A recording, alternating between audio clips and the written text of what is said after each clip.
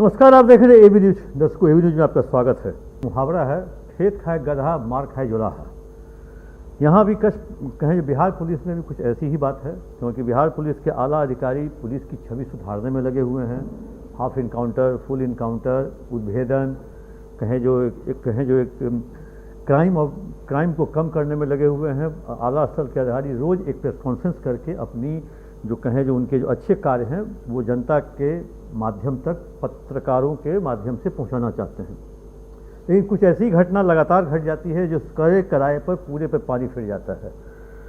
दर्शकों, आपने कल एक वीडियो देखा होगा, बहुत वायरल हुआ, जो किस तरह पुलिसकर्मियों की तलाशी अपराधी के घर में अपराधी के परिजन या कहें अपराधी के साथी ले रहे हैं और पुलिस वाले लाइन में लगकर वो तलाशी दे रहे हैं। ये अपने आप में बहुत ही अजूबा था। इस चीज़ को लेकर के काफ़ी बहस भी हुई। काफ़ी लोग आज कहें जो राज्य के एक मंत्री सुनील कुमार, जो कि पुलिस के डीजी रैंक के पदाधिकारी से रिटायर भी हुए, उन्होंने कहा जो ये एक प्रक्रिया के तहत ये ऐसा होता है।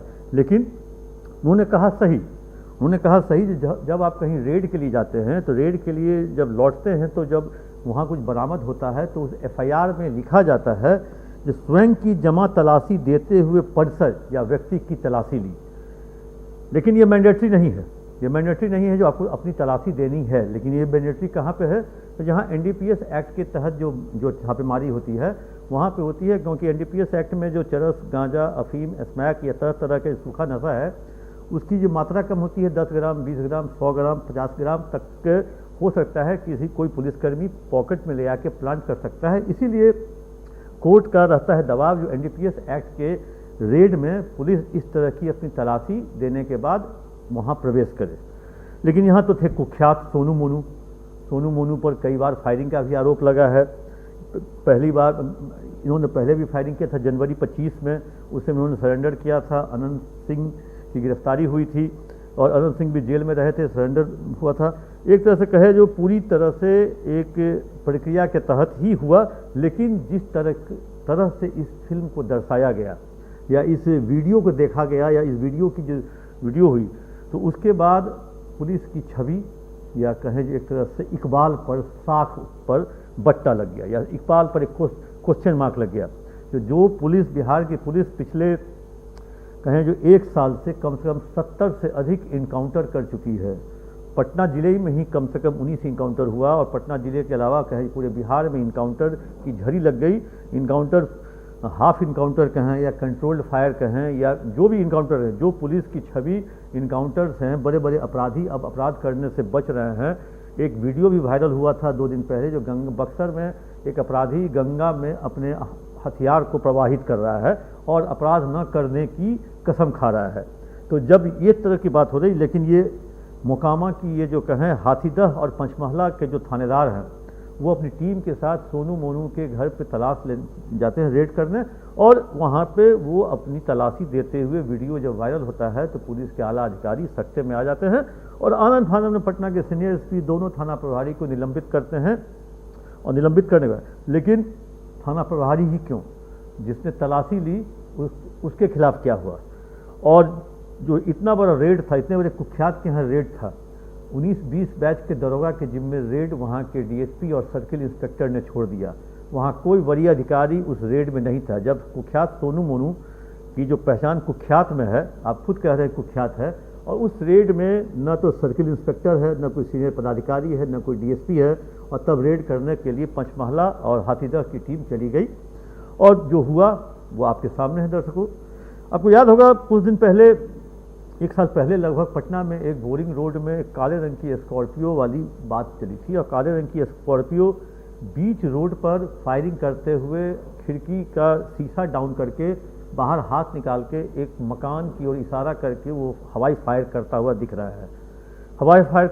रहा है। ये काफ़ी वायरल हुआ, किसी के सीसीटीवी फुटेज से ये वीडियो निकला और वो वीडियो वहाँ तक निकला। उसके बाद उस स्कॉर्पियो के ठीक पीछे चल रहे थे बिहार के एडीजी लॉ एंड ऑर्डर, और अभी एडीजी स्पेशल विजिलेंस है, अब वो लॉ एंड ऑर्डर नहीं रहे, तो वो चल रहे थे। उन्होंने भी देखा, उन्होंने भी उस गाड़ी का पीछा किया और गाड़ी का पीछा करके उनके बॉडीगार्ड ने भी फायरिंग किया। वो वीडियो काले रंग की स्कॉर्पियो इतना वायरल हुआ, लोग काले रंग की स्कॉर्पियो गायब कर दिए शहर से अचानक से। जितने भी काले रंग का स्कॉर्पियो था वो अपने अपने गैरेज में अपने अपने जगह पर उन्होंने पहुंचा दिया। आखिर उस मामले में क्या हुआ, लेकिन इस कारण से उस समय के पटना के तत्कालीन जो कहा जाता है जो पुलिस मुख्यालय इतना नाराज हुआ जो काले रंग की स्कॉर्पियो मामले में उस समय के जो, क्योंकि समय से पहले पटना के एसएसपी अवकाश कुमार हटा दिए गए थे, 6 महीने का उनका टाइम और था टेन्योर, क्योंकि वहीं से वो डीआईजी बनते। अमूमन पटना में जो सीनियर एसपी आते हैं उसी पद से वो 1 साल का समय लेके या 1.5 साल का समय लेके आते हैं ताकि डीआईजी बनने का, तो अवकाश कुमार हटा दिए गए। इस बीच में नई सरकार बनी, नई सरकार का कैबिनेट का गठन हुआ। इस सरकार के बनते ही कुछ ऐसी घटनाएं घटी जो सरकार, ये भी घटना तो कहें जो इस नई सरकार में ही घटी जो कल मोकामा वाली। इसी सरकार में सुल्तानगंज में नगर परिषद के कार्यालय में घुसकर नगर परिषद के जो अध्यक्ष हैं और वहाँ के कार्यकारी पदाधिकारी उनकी हत्या कर दी जाती है। ये भी अपने आप में बहुत कहें जो विस्फोटक या कहें जो दुस्साहस का काम था, लेकिन उसी रात पुलिस ने उस हत्यारे को इनकाउंटर करके मार दिया। इनकाउंटर पे भी बवाल हुआ, हमको इनकाउंटर के बवाल पे नहीं जाना है, हमें दिखा रहे जो एक छोटी सी मतलब कहें जो लापरवाही या छोटी सी गलती बिहार पुलिस के सारे अच्छे किए गए काम पर पानी फेर देती है। फिर सिवान का एक याद होगा आपको, इस बीच एक एक्स एमएलसी मनोज सिंह के बहनोई और भांजे पर मात्र रोड रेज, हल्का सा साइड देने या एक कहें जो गाड़ी में खरोच लगने के कारण बहस होती है। बहस के बाद इतने दुस्साहसिक थे सिवान के वो 2 लोग जिन्होंने इन दोनों को, बहनोई को और मामा को, मतलब इनके बहनोई और मामा को गोली मार दी और एक की तो स्पॉट पे ही मौत हो गई और दूसरे कहें जो सिवान में इलाज करा रहे थे। मतलब एक कहें जो दुस्साहसी घटना और इन दोनों एक्स एमएलसी के भांजे को और बहनोई को गोली मारने वाले की भी इनकाउंटर एक के साथ हाफ, एक के साथ फुल। मतलब पिछले अगर 1 साल में देखें, 1-1.25 साल, तो ऑर्गेनाइज क्राइम जो है जिसको कहा जाता है जो ऑर्गेनाइज क्राइम, जो किडनैपिंग, एनएच लूट, डकैती, बैंक डकैती या कहें जो ज्वेलरी शॉप में डकैती, इसको एक तरह से बिहार पुलिस ने लगभग समाप्ति कर दिया है। कहीं कहीं छिटपुट ग्रामीण क्षेत्रों में जो कहें बिहार में छपरा में या सिवान में इन 2 जगहों पे कुछ लूट की घटनाएं घटी हैं सराफा व्यवसायियों के यहाँ। कल एक छपरा में घटी जिसको लेकर के सराफा व्यवसायियों ने प्रदर्शन भी किया। एक सिवान में हुआ था, सिवान में उस सराफा व्यवसायी पर गोली चला करके फायरिंग करके लूटने वाले को पुलिस ने मुठभेड़ में घायल भी किया, उसकी गिरफ्तारी भी हुई। 27 लाख पटना में एक वैन में लूटा गया था, कैश वैन से, उसके लुटेरों को भी पुलिस ने इनकाउंटर किया। एक तरह से कहें जो पुलिस घटना के त्वरित बाद डिटेक्शन कर रही है, लेकिन डिटेक्शन के साथ इनकाउंटर भी कर रही है, लेकिन कुछ ऐसी घटनाएं घट जाती हैं जिसके बाद पुलिस बैकफुट पे चल जाती है। पुलिस आज के उस वीडियो के बाद बैकफुट पे चली गई है। वैसे आपने पटना पुलिस ने या बिहार पुलिस ने उन दोनों थानेदार को सस्पेंड भी कर दिया। और एक घटना और पुलिस की कहें जो पुलिस के साथ पे पता लगा, एक डीएसपी साहब फेक नोटिफिकेशन जारी कर देते हैं, उसको लेकर के भी कहें पुलिस मुख्यालय और गृह विभाग हलकान रहा।